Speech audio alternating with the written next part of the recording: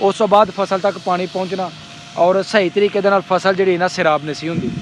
ते जदों दा जदीद सिस्टम लग गया वे उस वक्त तो लाके हुण तक माशाअल्लाह फसलां साडियां जिहड़ियां ने बड़ियां सरसब्ज़ो शदाब हुंदियां ने। फसलां नूं पानी जिन्नी ज़रूरत हुंदी है उन्ना फसलां नूं पानी जिहड़ा ना ओह पहुंचा दित्ता जांदा है। देख सकदे इनू इस तरह करांगे प्रैशर तेज़ हो जाएगा, फिरकी जिहड़ी है वो चलना शुरू हो जाएगी। यह देख सकते ए प्रैशर बन गया,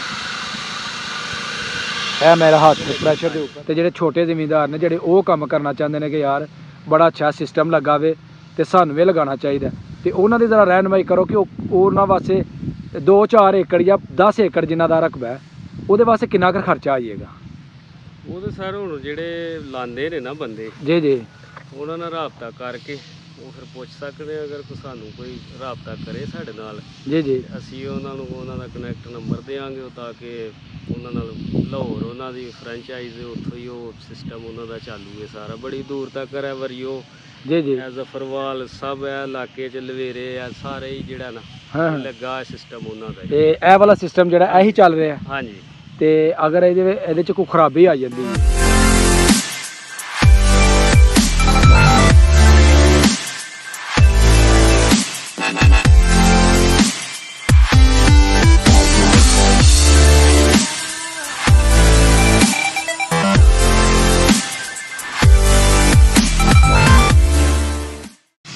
अस्सलाम वालेकुम, welcome to my new vlog. मैं तुहाडा दोस्त सुल्तान शेख पंजाब के खूबसूरत संती शहर सियालकोट तो ते तुसीं वेखण दे हो मेरा यूट्यूब चैनल अपना पंजाबी व्लॉग।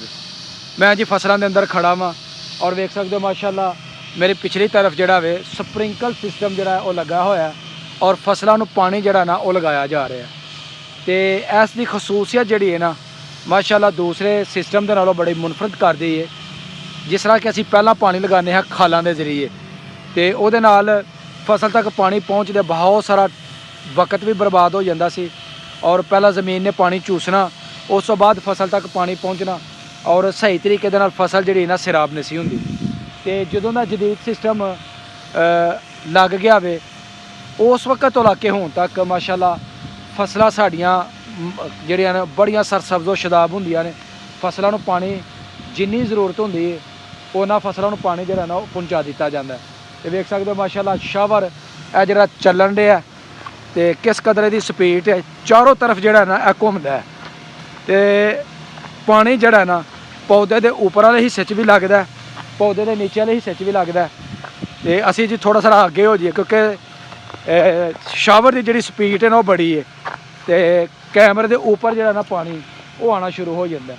फिर दूसरी तरफ चलने उधरों तुहानूं दिखाने क्योंकि फूर जिहड़ी है ना जिस तरह बारिश की उस तरह उपर जी ना आनी शुरू हुई है। देख सकते हो माशाअल्लाह जी गन की स्पीड जी ना किस कदर तेज़ है और तुहानूं करीब तो दिखाने फसलों उपर छिट्टे भी पानी लग रहा और दूर तक का जो प्रैशर है वो जा रहा है। तो सब जिमींदारों छोटे ने बड़े ने यह सिस्टम लगाना चाहिए क्योंकि ये जो पानी है ना यह बड़ी दूर तक मार करता है और नीचे जी ज़मीन होंगी है वो भी जी ना जरखेज़ हो जाती है, ज़मीन भी जी है वो भी बेहतरीन तैयार हो जाती है, ज़मीन में नमी जी बहुत ज़्यादा पहुँच जाती है तो बूटे के उत्तों तक जो पानी है ना वो भी बड़ी आसानी के पहुँचता है। तो मेरे कपड़े जी इस वेले तर हो गए ने क्योंकि मैं बिच फिरन दिया वा उसकी वजह के नाल प्रैशर फिर मेरे ऊपर आ गया दूर तक। तो मैं हूँ कोशिश करना कि जल्दी जल्दी साइड से जरा ना मैं हो जावां। ओहो इत्थों तक प्रैशर मार करन दिया जी इस जगह तक तकरीबन 100 फीट का जो फासला है ना इत्थों तक का प्रैशर जोड़ा आ रहा है। लो जी मैं खोलन लगा मैं इस वेले वाल तुहानूं दसने कि वाल नूं जदों खोलीदा तो पानी का प्रैशर जो ना किस तरीके दे नाल बाहर निकलना शुरू हो जाता है। तो यह जो लगा वाल तो यह प्रैशर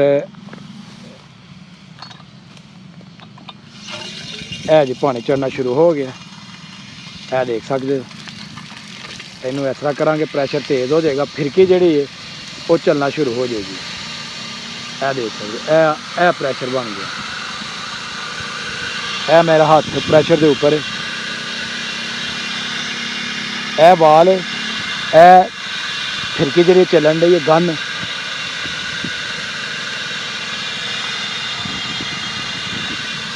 ਅਸੀਂ ਜੀ ਹੁਣ ਇਸ ਗਨ ਨੂੰ ਕਰਾਂਗੇ ਬੰਦ। ਇਹ ਦੇਖ ਸਕਦੇ ਹੋ ਕਿ ਇਹ ਮੈਂ ਬੰਦ ਕਰਨੀ ਸ਼ੁਰੂ ਕਰ ਦਿੱਤੀ ਹੈ। ਇਹਦਾ ਪ੍ਰੈਸ਼ਰ ਵੀ ਘਟ ਜਾਏਗਾ ਔਰ ਘੁੰਮਣਾ ਵੀ ਜਿਹੜੀ ਹੈ ਨਾ ਉਹ ਬੰਦ ਹੋ ਜਾਏਗੀ। ਤੇ ਇਹ ਜਨਾਬ ਬਿਲਕੁਲ ਹੋ ਗਈ ਹੈ ਬੰਦ। ਤੇ ਕੱਪੜੇ ਮੇਰੇ ਗਏ ਨੇ ਗਿੱਲੇ ਹੋ।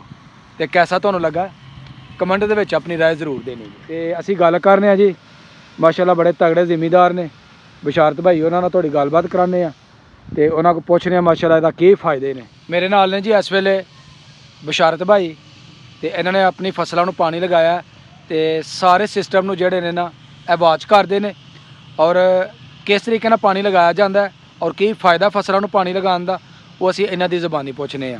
ਅਸਲਾਮ ਵਾਲੇਕਮ ਜਨਾਬ। ਵਾਲੇਕੁਮ ਸਲਾਮ। ਕੀ ਹਾਲ ਹੈ? ਠੀਕ ਹੋ? ਠੀਕ ਠਾਕ। ਅੱਛਾ ਬਸ਼ਾਰਤ ਭਾਈ, ਦੋਸਤਾਂ ਨੂੰ ਇਹ ਦੱਸੋ ਕਿ ਇਹ ਜਿਹੜਾ ਸਪ੍ਰਿੰਕਲ ਸਿਸਟਮ ਲਗਾਇਆ ਵੇ ਜੀ, ਇਹਦਾ ਕੀ ਫਾਇਦਾ ਦੋਸਤਾਂ ਨੂੰ ਔਰ ਤੁਹਾਨੂੰ ਇਹਦਾ ਕੀ ਫਾਇਦਾ ਪਹੁੰਚਣ ਡਿਆ? ਫਾਇਦਾ ਇਹਦਾ ਹੈ ਜੇ ਕਿ ਪਾਣੀ ਆਪਣੀ ਮਰਜ਼ੀ ਦਾ ਤੁਸੀਂ ਲਾ ਸਕਦੇ ਹੋ। ਇਹ ਬਾਰਿਸ਼ ਹੀ ਪੈ ਜਾਂਦੀ ਹੈ ਤਕਰੀਬਨ। ਜੀ ਜੀ, ਜਿੰਨਾ ਕੁ ਪਾਣੀ ਤੁਸੀਂ ਲਾਣਾ ਚਾਹੁੰਦੇ ਹੋ ਉਹਨਾਂ ਤੁਹਾਨੂੰ ਪਾਣੀ ਜਿੰਨਾ ਤੁਹਾਡੇ ਮੁਨਾਸਬ ਹੈ। ਪੈਲੀਆਂ ਹੁਣ ਅੱਗੋਂ ਹਵਾ ਹਨੇਰੀਆਂ ਦੇ ਮੌਸਮ ਆਂਡੇ ਨੇ, ਪਾਣੀ ਖੁੱਲਾ ਲਾਵਾਂਗੇ ਤੇ ਇਹ ਕਣਕ ਲੇਟ ਜੇਗੀ। ਠੀਕ ਹੈ, ਇਹਦੇ ਨਾਲ ਝਾੜ ਤੇ ਫਰਕ ਪਏਗਾ। ਠੀਕ ਹੈ। ਇਹ ਪਾਣੀ ਆਹ ਸਿਸਟਮ ਲਵਾਇਆ ਇਹਦੇ ਨਾਲ ਜਿਹੜਾ ਨਾ ਜਿੰਨਾ ਕੁ ਪਾਣੀ ਮੁਨਾਸਬ ਹੋਣਾ, ਜ਼ਮੀਨਾਂ ਨੂੰ ਸਿਰਫ ਵੱਤਰ ਦਵਾਉਣ ਡੇ ਆ ਤਾਂ ਕਿ ਇਹ ਪਾਣੀ ਹੁਣ ਆਹਰ ਲਈਏ।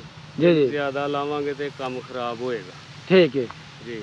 ਤੇ ਇਹਦੇ ਲਗਾਉਣ ਵਾਸਤੇ ਕਿੰਨੀ ਕਰ ਜਿਹੜੀ ਅਮਾਊਂਟ ਹੈ ਉਹ ਚਾਹੀਦੀ ਹੈ ਕਿ ਅਗਰ ਕਿਸੇ ਦਾ ਕੋਈ 4 ਕਿੱਲਾ ਰਕਬਾ ਹੈ ਜਾਂ ਕਿਸੇ ਦਾ 10 ਏਕੜ ਰਕਬਾ ਹੈ, ਉਹਦੇ ਵਾਸਤੇ ਕਿੰਨਾ ਕਰ ਖਰਚਾ ਆ ਜਾਂਦਾ ਵੇ?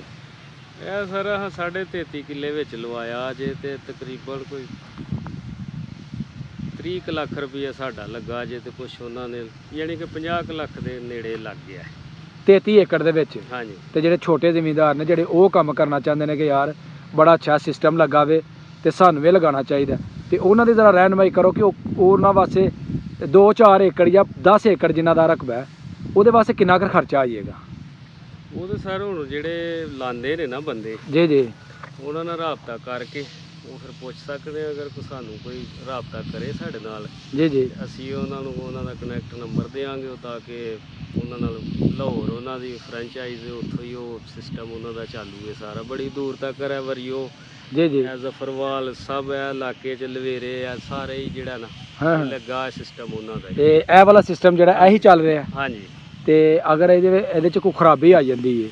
ਖਰਾਬੀ ਇਹਦੇ ਵਿੱਚ ਹੈ ਇਹ ਥੱਲੇ ਪੈਪ ਲੈਣ ਉਹਦੇ ਵਿੱਚ ਸਿਰਫ ਜਿਹੜਾ ਤਾਂ ਜ਼ਰਾ ਵਾਲ ਨੇ ਅੱਗੇ ਉਹਨਾਂ ਨੂੰ ਖੋਲੋ, ਉਹਨਾਂ ਵਿੱਚ ਹਵਾ ਹੋਈ ਹੁੰਦੀ ਹੈ। ਜੀ ਜੀ, ਉਹ ਖੋਲ ਦਿਓ ਵਾਲ, ਉਹ ਹਵਾ ਨਿਕਲ ਜਾਂਦੀ ਹੈ, ਫਿਰ ਉਹਨੂੰ ਸਿਸਟਮ ਨੂੰ ਚਲਾਓ। ਹੁਣ ਤੇ ਗੰਨਾ ਤੇ ਵੱਡੀਆਂ ਨੇ, ਉਹ ਛੋਟੀਆਂ ਬਿਲਕੁਲ ਹੀ ਕੋਈ ਫੁੱਟ ਦੀ ਨਿਕਲੀ ਹੈ। ਜੀ ਜੀ, ਤੇ ਇਹਨਾਂ ਦੇ ਇਹ ਜਿਹੜੇ ਪੋਲ ਲੱਗੇ ਨੇ ਇਹਨਾਂ ਨੂੰ ਥੋੜੀ ਵਿੱਥ ਤੇ ਲਾਏ ਨੇ ਉਹਨਾਂ। ਜੀ ਜੀ, ਕਿੱਲੇ ਵਿੱਚ ਤਕਰੀਬਨ 2 ਲਾਏ ਨੇ, ਕਿੱਲੇ 'ਚ 1 ਲੱਗਾ, ਉਹ 2 ਲੱਗਣਗੇ। ਜੀ ਜੀ, ਬਿਲਕੁਲ ਠੀਕ ਹੈ ਜੀ। ਤੇ ਸਾਡੇ ਦੋਸਤਾਂ ਨੂੰ ਇਹ ਵੀ ਦੱਸ ਦਿਓ ਕਿ ਇਹਦਾ ਜਿਹੜਾ ਪ੍ਰੈਸ਼ਰ ਹੈ ਜੀ, ਇਹ ਕਿੰਨੇ ਕੁ ਫੁੱਟ ਤੱਕ ਜਾ ਰਿਹਾ? ਇਹ ਭਾਸ਼ਾ ਨਾ ਵਗਦੀ ਹੋਏ ਤੇ ਕਿੱਲਾ ਜਿਹੜਾ ਨਾ ਕਵਰ ਕਰ ਜਾਂਦਾ। ਕਿੱਲਾ ਕਵਰ ਇਹ ਪ੍ਰੈਸ਼ਰ ਕਰ ਜਾਂਦਾ? ਹਾਂਜੀ। ਇਹ ਹਵਾ ਦੀ ਵਜ੍ਹਾ ਨਾਲ ਇਸ ਵੇਲੇ ਦਾ ਪ੍ਰੈਸ਼ਰ? ਹਵਾ ਹੋਏਗੀ ਉਧਰ ਨੂੰ ਜ਼ਿਆਦਾ ਪ੍ਰੈਸ਼ਰ ਹੋਏਗਾ, ਦੂਸਰੀ ਪਾਸੇ ਹਾਂ ਬਿਲਕੁਲ ਬਿਲਕੁਲ ਠੀਕ ਹੈ ਜੀ। ਉੱਤੇ ਜਾ ਰਿਹਾ ਨਾ ਸਿਸਟਮ, ਉਹ ਪਾਣੀ ਉੱਤੇ ਚੱਲਣ ਡਿਆ। ਜੀ ਜੀ, ਮੈਂ ਹਵਾ ਦੇ ਨਾਲ ਨਾ ਜਿਹੜਾ ਨਾ ਸਾਈਡ ਨੂੰ ਹੋ ਜਾਂਦਾ ਜਿੱਧਰ। ਬਿਲਕੁਲ ਠੀਕ ਹੈ ਜੀ। ਪ੍ਰੈਸ਼ਰ ਸਾਡੇ ਉੱਪਰ ਤੁਸੀਂ ਵੇਖ ਸਕਦੇ ਹੋ, ਇਹ ਸਾਡੇ ਹੱਥਾਂ ਦੇ ਬਿਲਕੁਲ ਕਰੀਬ ਹੈ ਤੇ ਹਵਾ ਦਾ ਜਿਹੜਾ ਦਬਾਅ ਹੈ ਨਾ ਉਹ ਇਸ ਵੇਲੇ ਮਸ਼ਰਕ ਦੀ ਤਰਫ ਹੈ, ਮੇਨ ਰੋਡ ਦੀ ਤਰਫ। ਤੇ ਜਦੋਂ ਅਸੀਂ ਰੋਡ ਤੋਂ ਦੀ ਗੁਜ਼ਰ ਰਹੇ ਸਾਂ ਤੇ ਰੋਡ ਦੇ ਉੱਪਰ ਤੱਕ ਜਿਹੜਾ ਹੈ ਨਾ ਪ੍ਰੈਸ਼ਰ ਇਸ ਪਾਣੀ ਦਾ ਜਾ ਰਿਹਾ ਸੀ। ਬਿਲਕੁਲ ਤੁਸੀਂ ਦਰੁਸਤ ਕਿਹਾ ਜੀ। ਇਹਦਾ ਹਵਾ ਦੀ ਵਜ੍ਹਾ ਦੇ ਨਾਲ ਪ੍ਰੈਸ਼ਰ ਜਿਹੜਾ ਨਾ ਅਗੇਨ ਹੋ ਜਾਂਦਾ, ਦੂਸਰੀ ਤਰਫ ਜਿਹੜਾ ਨਾ ਚਲਾ ਜਾਂਦਾ ਹੈ। ਤੇ ਇਹਦਾ ਪ੍ਰੈਸ਼ਰ ਨੂੰ ਤੁਸੀਂ ਬਿਲਟ ਅਪ ਕਰ ਸਕਦੇ, ਘੱਟ ਵੱਧ ਵੀ ਕਰ ਸਕਦੇ। ਦੂਸਰੀ ਗਨ ਨਾਲ ਹੋ ਜਾਏਗੀ, ਖੁੱਲ ਜਾਏਗੀ ਤੇ ਫਿਰ ਉਹ ਪ੍ਰੈਸ਼ਰ ਘਟ ਜਾਏਗਾ।